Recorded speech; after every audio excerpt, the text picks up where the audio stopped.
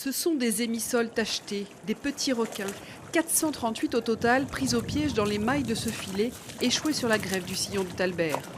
À pied d'œuvre dès la basse mer, les équipes du Conservatoire du littoral ont débuté le ramassage. On découpe simplement sur un côté pour pouvoir écarter le filet, pour pouvoir l'extirper. Parce que finalement, ils ne sont pas coincés de beaucoup, mais ça a suffi pour les tuer. 600 mètres de filet s'étirent sur l'estran, truffés de cadavres.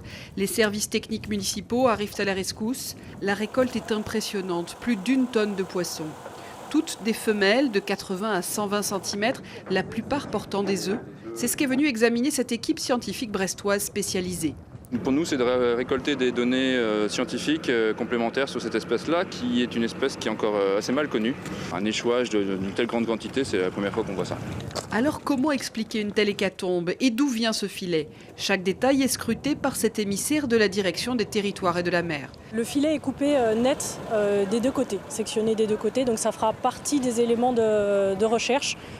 C'est pas forcément quelque chose qui s'est détaché tout seul.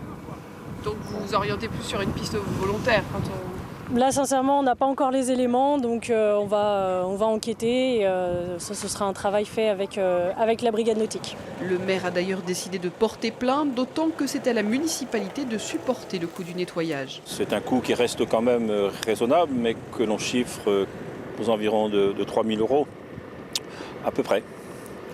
Et l'on va essayer, effectivement, si on trouve la personne responsable, on essaiera de se faire indemniser tout naturellement.